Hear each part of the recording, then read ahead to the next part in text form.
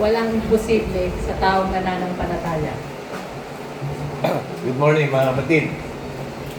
Walang imposible sa taong nananampalataya. Eksakto. Sabi ng Diyos yun. Ang lahat ng bagay ay may pangyayari sa Kanya na sumasampalataya. So, sa estado ng buhay natin ngayon, kung ilalagyan mo ng grade from 1 to 10, ang pagiging Kristiyano mo, nandun ka na ba sa kalagayan ng contentment?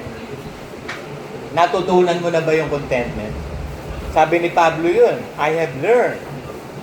Natutunan ko ang lahat ng lihim sa lahat ng bagay. Mamaya babasahin ko yan.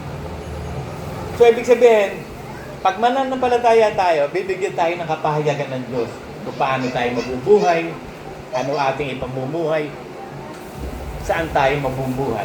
So, lahat, gagabayan tayo ng Espiritu Santo. Ibibigay sa atin ang lahat ng lihim. Sabi niya sa Jeremiah 33:3, Call unto me, and I will show you great and mighty things that you have never known before. Tumawag ka sa akin, ipakikita ko sa iyo ang mga bagay na hindi mo nalalaman at mga lihim na ihahayag ko sa iyo. I-reveal ng Diyos sa atin yun, sa mga anak niya lang yun. Sa mga tunay na sumasampalataya. Kasi ang tunay na sumasampalataya, yun ang mga anak niya. So magpapakahayag-hayag si Kristo. Ipapahayag ni Kristo ang Ama sa atin. Katulad ng paghahayag niya kay Pedro. Pinahayag ng Ama, sabi ni Kristo, sa inyo, sino ako?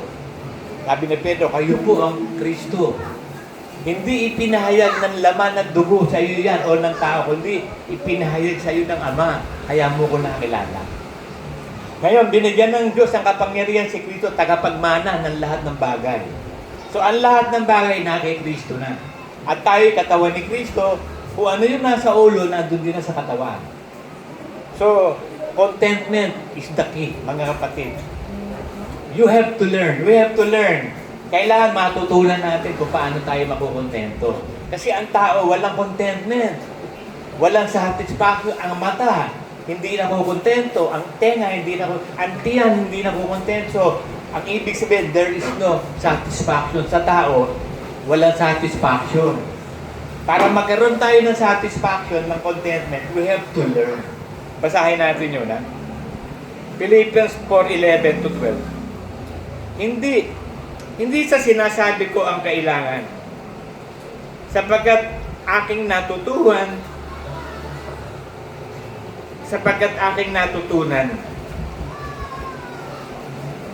na masiyahan sa anumang kalagayan na aking kinalalagyan. So natutunan ni Pablo na masaya na siya, content sa lahat ng bagay na kanyang kinalala. In whatsoever state I am. Kaya dinadala tayo ng Diyos sa maraming pagsubok. Inilalagay ka sa iba't ibang state na ng buhay. Para doon mo makikita ang lihim ng contentment. If you have Jesus, you got it all.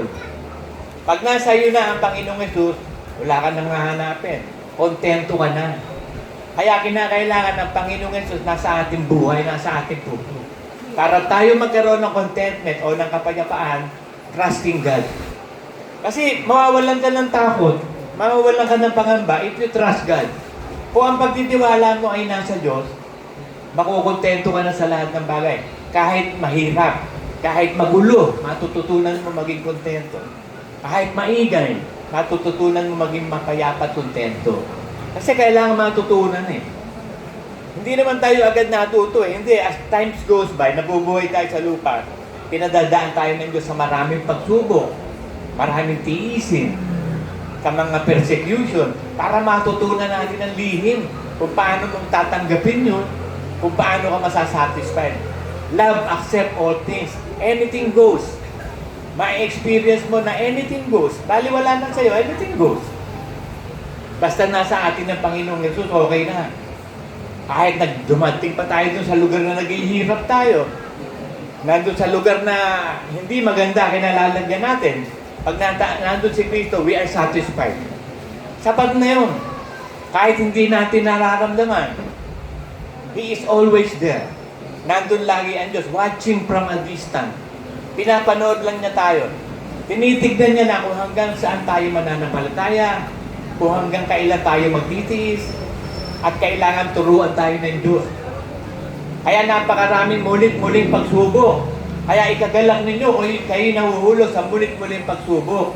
Sapagkat ito'y kalooban ng Diyos. Ang hindi lamang sumampalataya kay Kristo, kundi makipagtiis din naman alang-alang kay Kristo, sapagkat ito ang kalooban ng Diyos. At hindi ka makapagtitiis kay Kristo kung walang sitwasyon. Kung maganda ang sitwasyon, ano pa, titiisin mo, maganda. So, papangitin natin. Katulad ni Job, maganda ang sitwasyon ni Job, mayaman yun mababait ang mga anak niya, okay naman ng asawa niya, marami siyang kaibigan, mayaman siya, ang dami niyang pag-aari. Ang sitwasyon ni Job, okay So, kaya sabi ni Satanas sa kanya, kaya lang naman ganyan si Job sa'yo dahil pinagpala mo yan daming pera, walang problema. Ba't hindi mo alisin ang lahat ng kayamanan? Ibigay mo siya sa akin, tingnan mo kung hindi sumpain ka niya. Sabi ng Diyos sa kanya, okay. Kilala ko si Job. Kilala ng Diyos si Job Kahit dalhin pa si Job sa ganung sitwasyon, alam na Diyos makakalusot si Job. Kaya sabi niya, okay. Sige, payag ako. Bibigay ko siya. Pero hindi mo siya pwedeng patayin. Kasi walang bagay sa buong universe na magaganap na hindi ka pahintulutan ng Ama. Walang mamamatay na hayop o tao pag hindi pumayag ang Diyos.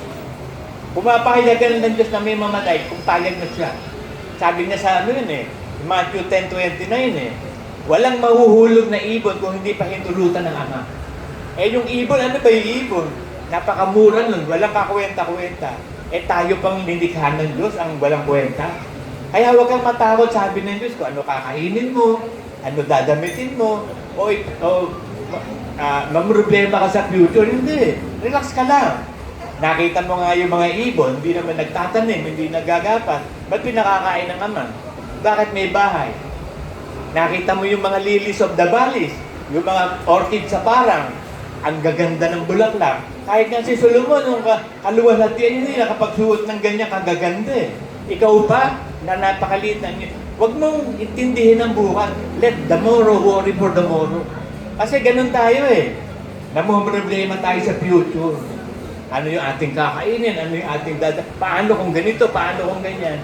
Don't be anxious about anything. Just believe in God every day. Just live for today. Focus on what you do. Kasi ang pinakamahirap yung paghihintay. Yan ang pinakamahirap sa lahat. Yan ang sitwasyon natin ngayon Nasa sitwasyon tayo ng kahirapan ng paghihintay. Pero kung dinesisyonan mo na, in whatsoever state I am, therewith to be content. Nakukontento na ako sa aking paghihintay. Hihintayin ko ang aking Panginoon, no matter what happens. Anything goes. Kahit ano, maganap sa akin, maghirap ako, magkasakit ako, ma-invalid ako, wala na sa akin yun. Ang hinihintay ko lang ang Panginoon ko. At mananatili akong tapat hanggang wakas sa akin kasi nahihintayin ko siya. So, yun ang pinaka-importante. Yung paghihintay sa Diyos na may kabanalan. Sabi, ang paghihintay na may kabanalan, malaking kapakinabangan. Malaking panginabang ang kabanalan. Kasi hindi lang pagpapalain ka dito sa lupa, meron ka pang buhay na walang hanggan. Excuse me. Kaya kapakinabangan Kaya sabi ng Diyos hindi nawawalan ng kabuluhan ang inyong gawa sa Panginoon. Lahat ng gawa natin sa Panginoon isinusulat sa aklat ng buhay. At lahat yun mayroong gantimpala. At ang dulo niyan, buhay na walang hanggan. Kaya wala lang tayong gagawin kung hindi hintayin ng Panginoon na may kabanalan. So kung mahirap yun, kailangan matutunan mo yung contentment. Sabi sa Hebrews 13:5 maghilang kayo sa pag-ibig sa salapi. Sapagkat sinasabi ko sa inyo, sa anumang paraan, hindi kita pagkukulangin. Sa anumang paraan, hindi kita pababayaan. Magsasabi ba ang Diyos nun na hindi niya gagawin yun? Umiwas ka sa pag-ibig sa salapi. Kasi yan ang kalaban You cannot serve God and money. Ang kalaban ng Diyos natin, yung pera. Yung pag-ibig sa pera, kalaban. Kailangan pag-ibig sa love of God. Love God above all. Kasi anumang bagay na iniibabaw mo sa Diyos, idolatry na yun. Hindi mo pwedeng ibigin ng Diyos ng meron na sa ibabaw niya. He is a jealous God. Love God above all. Ang above, ang Diyos. So under than, wala na yun. Secondary na lahat yun. So ang magagawa lang natin mga kapatid araw-araw, yung tayo maging mapanalangin. Sabi sa Galatians 6:18, Ephesians 6:18, manalangin kayo ng lahat ng uri ng panalangin. 1 Thessalonians 5, sabi niya, pray without ceasing. Manalangin kayo ng walang patid. At huwag kayong mabalisa sa anumang bagay. At kung kayo mababalisa, ipagkaloob nyo sa ating Panginoon, siya yung nagmamalasakit sa atin. So ang problema natin araw-araw, yung namumroblema, yung mind, uncontrolled minds, yan ang problema natin. So yan ang dapat natin pag-aralan. Malaman natin ang lihim ng lahat ng lihim, lahat ng bagay. Tuloy natin yung sinabi ni Pablo sa 12. Marunong ako magpakababa, marunong naman ako magpakasagana sa bawat bagay at sa lahat ng bagay. Natutunan ko ang lihim, maging sa kabusugan at maging sa kagutuman man, maging sa kasaganaan at maging Sa kasalatan. Natutunan niya ang lihim ng siya'y masagana. Kasi mayaman siya. Eh nung wala na siyang kayamanan, hindi na siya panisayo, nagutom na siya. Pero natutunan pa rin niya ang lihim sa kagutuman. Fasting. Ang dali ng solusyon sa sa kagutuman, fasting. Kasi kung magugutom ka, di ba fasting ka na? Maganda pa ay dudulat dito sa fasting, prayer with fasting kailangan. So matututunan natin ang lahat ng bagay. Kahit sa kasaganaan, matututunan mo. Matututunan mo na yung kasaganaan mo hindi sa iyo. Kaya ipamamahagi mo yan sa mga dukha, sa mahihirap. Magiging maibigan ka sa pamamahagi. So lahat ng bagay matutunan. Pag may sakit ka, matututunan mo kung paano may sakit. Yung nalungkot ka, matutunan mo kung paano maging masaya. Yung masaya ka, matututunan mo kung paano hindi sobrang saya gagawin mo sa sarili mo. So lahat ng bagay matutunan. I can do all things for Jesus is within me. Sabi yun kasunod yun lahat ng bagay ay aking magagawa doon sa nagpapalakas sa akin.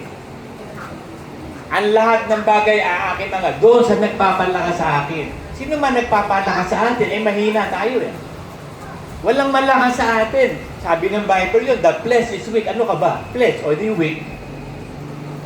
And the spirit is willing. Pero yung kaluluwa mo, gustong-gustong sumunod. Pero kung yung katawan mo, mahina. Dinadala ng katawan ng kaluluwa. Kaya pray so that you will not fall into temptation. So manalangin lang na manalangin para hindi mahulog sa tukso. Kasi alam ni Satanas kung paano tayo tutuksoin sa katawan. Kasi nasa katawan ng lahat ng kasalanan. Nasa katawan ng lahat ng kahinaan. So gagamitin ni Satanas yung katawan, pahihinahin ngayon. Kasi pag ikaw may sakit ka na, hindi, tatamarin ka na sumamba, tatamarin ka na magbasa ng Bible, tatamarin ka na sa lahat ng bagay pag nalagyan ka ng sakit sa katawan. At tapos ang dami mo nang iisipin, lalagyan ka ng maraming isipin. Naku, patay ka, magkakasakit ka, mamamatay ka na. Ang daming isipin, lalagay sa iyo ni Satanas niya. Ikaw naman, pag sumusunod ka sa thoughts niya, madadala ka. Kaya ang kailangan natin, matutunan natin kung paano yung lihim tungkol dun yung mga pag-atake ni Satanas sa atin. Masasamang mga kaisipan, yung panlulupaypay, kailangan matutunan natin lahat yan. At natututunan niya kapag isasalang ka dyan. Hindi mo naman matututunan ng isang bagay kapag hindi ka actual na ilalagay. Halimbawa, pag na-drive ng kotse, hindi ka marunong. Paano mo matututunan? O kaya, bisikleta na lang. Paano mo matututunan magbisikleta o hindi ka magbibisikleta? Tayo mga magulang, tinayagan natin turuan mga anak natin, di ba? Magbisikleta. Tayo din, hindi mo tayo marunong magbisikleta Natuto lang tayo nung magbisikleta tayo. Noong una, ginagabayan tayo ng magulang natin kasi siyempre baka mabalabag ka. Pero pag natututo ka na, pababayaan ka na magbisikleta. So ganun tayo Nung bata pa tayo, alalay tayo ng Diyos lagi. Nandun lagi ang alalay. Pero nung tumanda na, kumakain na ng matigas na pagkain, hindi na. Ikaw na ang magdidesisyon sa just shall live by faith. Hindi na yung puro gatas ka. The just shall live by faith na. Yung matuwid, mabubuhay na sa pananampalataya. So matututunan mo na ang lihim ng pananampalataya.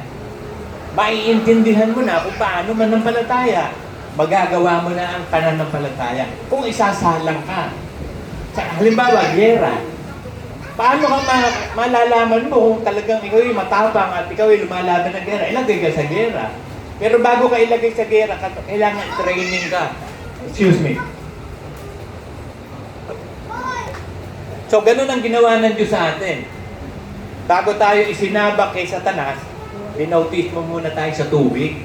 Binautis mo tayo sa Espiritu. Binigyan tayo ng kapangyarihan ng Diyos. Para pagsabak natin sa labanan, may kapangyarihan.